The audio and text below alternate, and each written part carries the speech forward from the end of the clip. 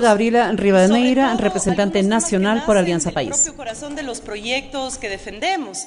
Hay temas que son coyunturales y hay otros que obedecen a líneas, a pensamientos y a criterios programáticos, y sin duda alguna este es uno de ellos. Este es uno que nos convoca a debatir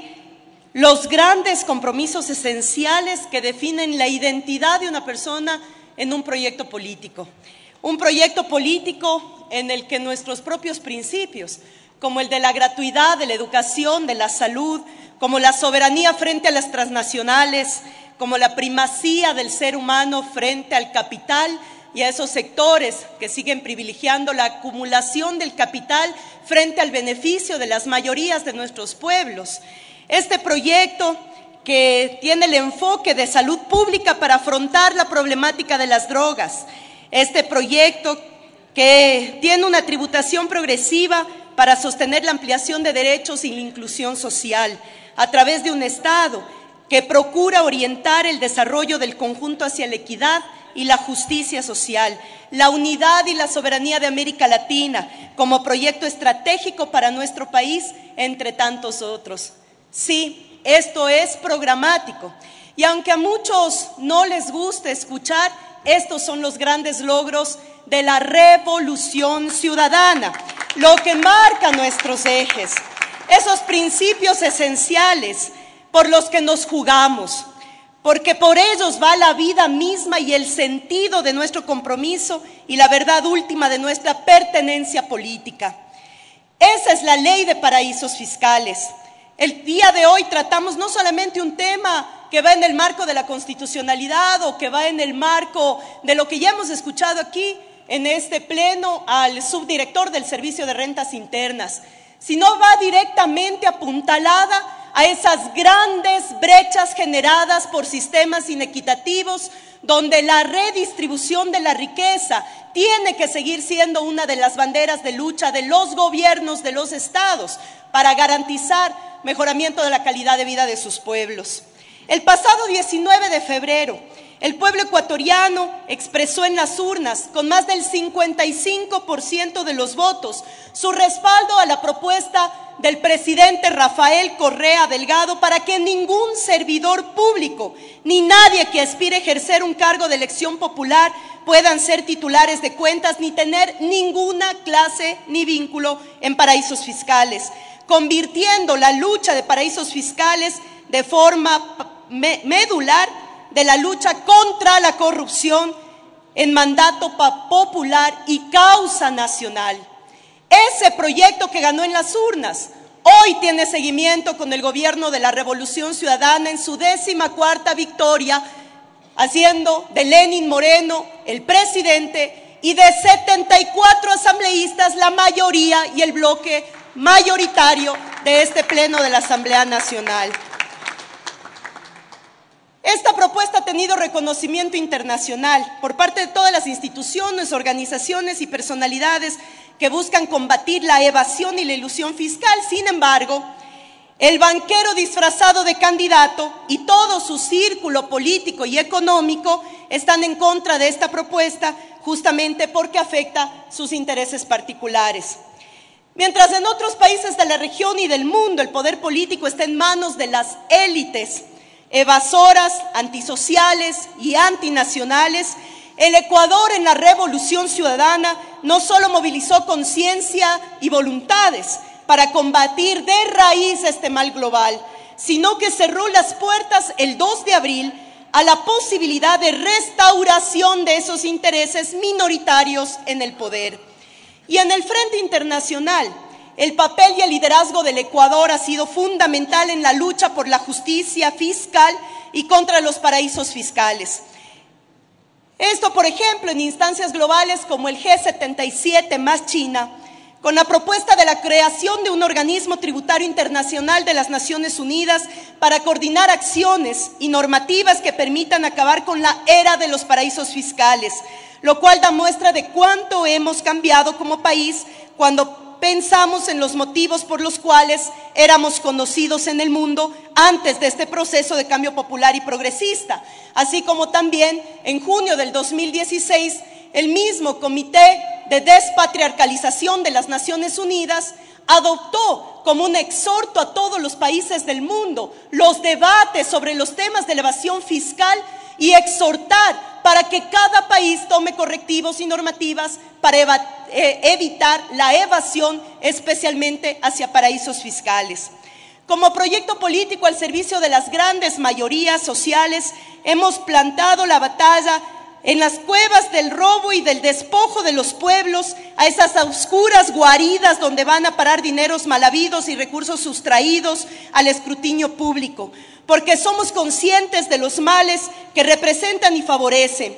corrupción, concentración de la riqueza y aumento de las desigualdades. Y si esto es inadmisible siempre, en toda circunstancia, lo es doblemente en un continente donde la concentración de la riqueza y las desigualdades son realmente escandalosas. Cuando hablamos de paraísos fiscales, hablamos de agujeros negros en sistemas económicos y financieros, espacios que se sustraen del control y escrutinio democráticos y que por ende agreden la soberanía popular y la soberanía de los estados.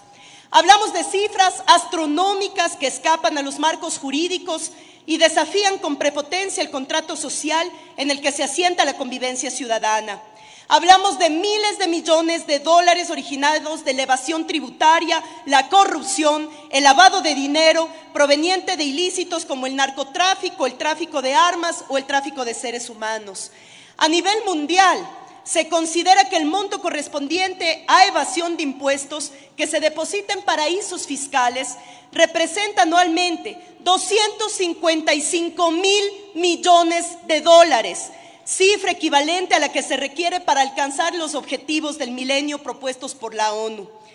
De nuestra región, América Latina, y lo escuchábamos hace poco, se calcula que el 22% de la riqueza se encuentra en empresas offshore, de las cuales hasta ahora esperamos respuesta de algunos excandidatos, y que en consecuencia 320.000 millones de dólares dejen de ser recaudados, una evasión y elusión fiscal que representa el 6.3% del PIB regional. Y aquí en Ecuador, mientras entre el 2005 y el 2012, según datos del Banco Central, nuestras hermanas y hermanos migrantes, a cuales siempre les enviamos nuestro abrazo realmente fraterno, mientras en esos años, a través de las remesas, nuestros migrantes enviaron alrededor de 25.000 millones de dólares, los sectores más privilegiados del país sacaron entre 1979 y el 2014 más de 30.000 millones de dólares. De acuerdo al SRI, cerca de 4.500 millones se han fugado del Ecuador en los últimos 2 años y de las 200 grandes consorcios económicos del país, 94 tienen vínculos con paraísos fiscales. ¿Cómo permanecer entonces indiferentes ante estas cifras escandalosas que afectan directamente la economía de nuestros pueblos? Es nuestra obligación no solamente ética, sino política, denunciar estos mecanismos de saqueo y a sus protagonistas, porque allí en esos paraísos de la corrupción se esfuman recursos que hubieran significado, como se ha dicho aquí, más servicios y derechos, acceso a esos derechos para nuestra gente. Esta ley pone blanco sobre negro las palabras y los hechos. Esta ley, que responde a la voluntad de la gran mayoría del pueblo ecuatoriano, instaura una plataforma ética fundamental para combatir la corrupción en la esfera pública y representa en quién es quién la lucha contra la corrupción, desnudando la hipocresía y el oportunismo de una derecha orgánica vinculada a las formas de corrupción más naturalizadas. Nosotros no somos neutrales. Hemos tomado partido desde el primer día de nuestro compromiso político junto a las grandes mayorías, junto al pueblo, junto a los sectores más populares de la patria. La lucha contra los paraísos fiscales es base fundamental de esa lucha contra la corrupción y la desigualdad. Por eso es que vamos a seguir este camino de la equidad, porque hoy, por más que algunos representantes del viejo país oligárquico y violento quieran entender el diálogo nacional como un toma y daca o como una oportunidad de torcer o quebrar al proyecto vencedor del pasado 2 de abril, no lo van a conseguir, y que quede bien claro a todos los sectores que están esperando un quiebre interno. La Revolución Ciudadana es un proyecto colectivo, es un proyecto que no se basa en oportunismos, ni en individualidades, ni en mezquinazgos. Este proyecto colectivo se basa en principios que hace 10 años convocaron a la transformación de esta patria. Eso es lo que significa la lucha contra la corrupción, eso es lo que significa cumplir el mandato popular de las urnas, eso es lo que significa la lucha contra la evasión, y por eso, presidente y colegas asambleístas, esperamos esta tarde darle una excelente noticia al país que nos esté escuchando a través de los medios de comunicación y decirles que por fin su voluntad se verá expresada en la aprobación de una ley que ponga fin en el Ecuador para que el sector público y dichas personas que quieran ser candidatos a cualquier nivel de elección popular pues tengan que retornar sus dineros ilegítimamente depositados en paraísos fiscales para que legitimen el desarrollo y lo pongan en práctica en esta patria llamada Ecuador. Gracias, presidente.